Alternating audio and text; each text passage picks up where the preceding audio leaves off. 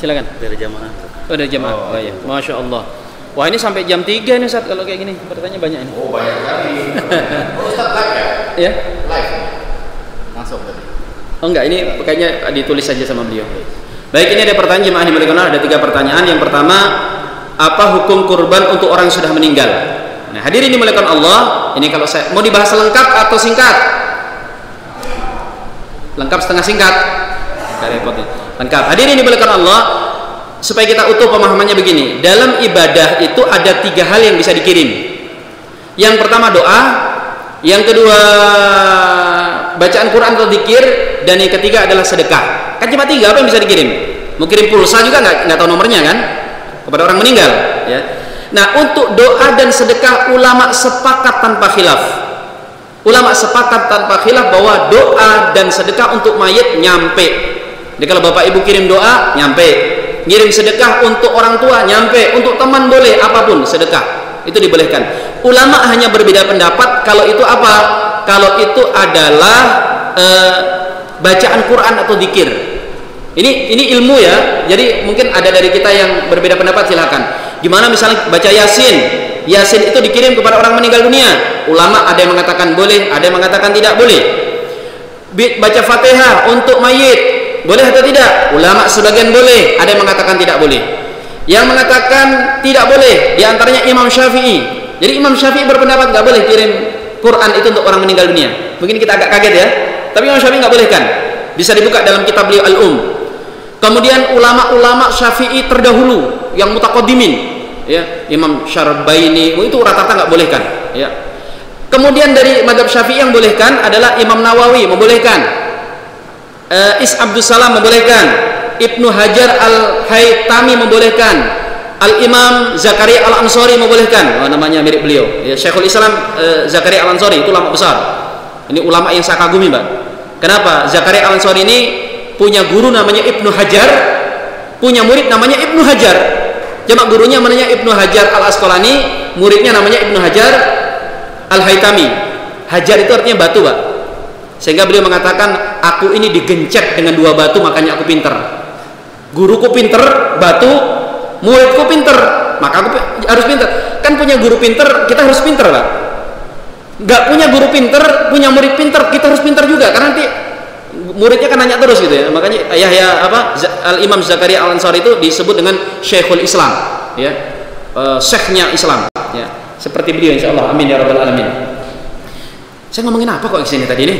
Oh, ini ya, kirim pahala ya. Nah, uniknya mazhab Hanbali, mazhab Saudi yang biasanya kalau ustadz-ustadznya bidahin gitu kan, itu malah membolehkan kirim pahala Quran kepada orang meninggal dunia. Ini pendapat Imam Ahmad bin Hanbal, mazhab Hanbali. Ibnu Qayyim membolehkan, Ibnu Taimiyah membolehkan. Unik memang fikih itu. Nah, berbeda pendapat. Lalu kurban ini masuk kemana? Apa kurban ini masuk ke harta, ataukah masuk ke ritual, atau yang mana? Ulama juga berbeda pendapat. Mazhab Syafi'i sepengetahuan saya, pendapat yang mu'tamad, pendapat yang kuat, tidak membolehkan kurban untuk orang meninggal dunia kecuali kalau ada wasiat. Ya, kalau orang tua wasiat, tolong nanti kalau saya sudah meninggal kurbani saya, itu boleh. Sepakat mazhab Syafi'i. Tapi kalau tidak ada wasiat, murni inisiatif dari anaknya, ada yang bolehkan, ada yang tidak membolehkan. Terus bagaimana solusinya? Ya kalau selama masih ada yang bolehkan, nggak apa-apa, Bu, silahkan. Fikih itu enaknya begitu, nggak usah ribut. Yang masuk ini kan baik gitu kan.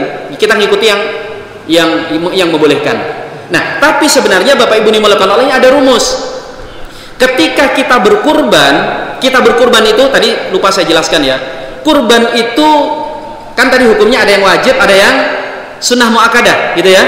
Tapi kalau di mazhab Syafi'i, kurban itu tepatnya bukan sunnah muakkadah, tapi apa? Sunnah kifayah. Kita kan biasanya dengar fardu kifayah ya. Fardu kifayah itu kalau ada orang sudah melaksanakan, nggak wajib lagi untuk kita. Contohnya ngurus jenazah tadi. Nah, di Syafi'i itu ada istilah namanya sunnah kifayah, yaitu kurban. Kurban itu kalau anggota keluarga sudah melaksanakan, pahalanya meluber kepada seluruh keluarganya, yang hidup maupun yang sudah mati. Maka Bapak Ibu, ketika Anda kurban atas nama saya dan bapak saya kan bin misalnya kan, ini dan bin, maka yang dapat pahalanya adalah anak-anak kita, yang dapat pahala adalah suami kita, yang dapat pahala adalah ibu, bapak kita, nenek, kakek, semuanya. Dia dapat pahala di akhirat sana. Makanya disebut dengan sunnah kifayah. Sehingga untuk keluar dari perbedaan pendapat sebaiknya begini, kalau ingin pahalanya tambah banyak, kita kurban untuk kita, ditambah lagi kurban lagi untuk anak kita, supaya apa? Pahalanya ke orang tua. Nanti tinggal disusulkan di belakang atas nama almarhum dan almarhumah. Intinya terjadi perbedaan pendapat. Kemudian hukum kurban online, apa hukumnya? Boleh selama yang dipotong itu hewan beneran, bukan boneka, ya, dipastikan dipotong hewannya, maka boleh. Cuma hadirin dimuliakan Allah Subhanahu wa taala, ingat ya, kurban itu ibadah ritual, bukan ibadah sosial. Tujuan kurban itu bukan bagi-bagi daging, jemaah. Tujuan kurban itu nyembelih sebagai bukti kalau kita cinta kepada Allah. Bagi daging itu cuma fitur tambahan, Pak. Jangan sampai fitur tambahan mengalihkan kita dari fungsi utamanya. Contoh, ini HP. HP ini kan fungsi utamanya untuk komunikasi, betul? Kalau toh ada fitur tambahannya kamera, ini fitur tambahan. Apa gunanya punya HP nggak bisa untuk nelpon, cuma foto-foto saja? Mau dikirim ke TikTok juga nggak bisa, kan gitu ya misalnya. Nah, sama kalau kita kurban itu hadirin, tujuan utamanya adalah dapat pahala A sampai Z.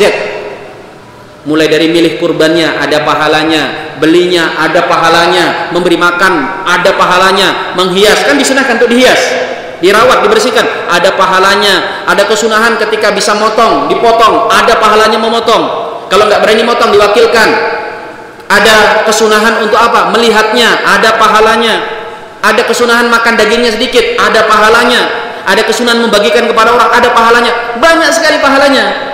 Yang itu kalau kita online kan sah, boleh, dengan catatan harus ada dipotong. Cuma banyak pahala kita yang kehilangan, Pak. Ya, bisa dimengerti.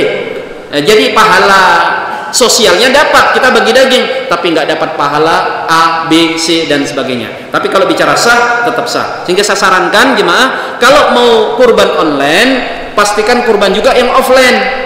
Ya, kurban di masjid kita. Nanti sisanya dikirim ke Palestina, maksudnya kurban hewan yang lainnya, gitu ya. Baik, yang ketiga, hukum pemberian sapi dari non muslim dengan maksud kurban. Nah, ini hadirin dimuliakan Allah, perlu kita dudukkan. Apa hukumnya kalau kurban itu biasanya kurban rame-rame, baik dari orang kafir atau mungkin dari perusahaan, kan gitu biasanya. Perusahaan ngasih sapi kurban atas nama perusahaan PT Maju Mundur misalnya. Ini kan repot, Pak, siapa yang dikorbani? Mau korban itu maksimal 7 orang. Maka harus dipertegas, Pak, ini PT Maju Mundur ngasih sapi untuk apa? Oh, ini untuk Pak, karyawan saya. Berapa? 2.000 orang. Oh, nggak bisa, Pak. Harus tegas, Pak, fikih itu. Nggak bisa.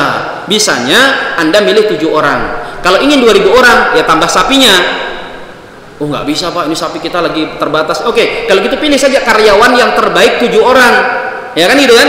Untuk mewakili nama ini. Wah, kalau gitu misalnya kalau dia nggak mau, nanti ada yang iri-iri, Pak, gitu. Udah, saya hadiahkan saja. Ini niatnya untuk sedekah. Nah, itu rezeki nomplok untuk takmir, Pak. Rezeki nomplok untuk pengurus, langsung diumumkan, Pak, ada hadiah sapi bagi jemaah yang rajin sholat subuh, berdirinya depannya imam, kelewatan, Pak ya. Belakangnya imam, maka akan dipilih 7 orang dapat korban sapi tahun ini. Nah, itu saya biasa begitu kalau di pesantren, Pak. Saya kalau dapat hadiah sapi dari perusahaan, saya tanya betul. Kalau nggak mau dia jelaskan, saya suruh bawa pulang. Nah, baru saya hadiahkan kepada santri yang rajin, wali santri yang baik dan sebagainya. Gitu, Pak ya. Nah, lalu bagaimana dengan orang kafir? Sama hukumnya. Kalau orang kafir misalnya, saya niat kurban untuk saya dan istri saya, anak-anak saya, kita bilang nggak boleh, Pak, tidak sah.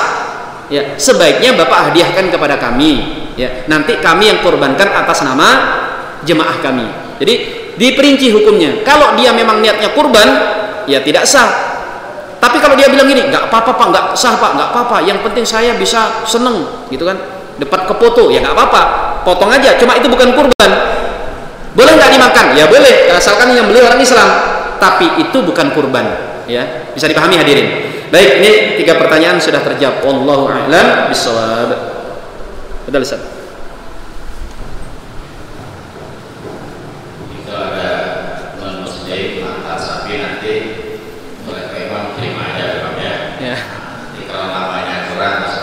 Masukkan betul. Saya boleh. Masya Allah. Ramah kayak boleh saya bayarkan. Jadi hadiah gitu, ibu sekalian ya. Kalau ada orang manusia, orang kafir ngasih itu hadiah. Bukan kurban, yang kurban kita. Ya. Hadiah atas nama kita.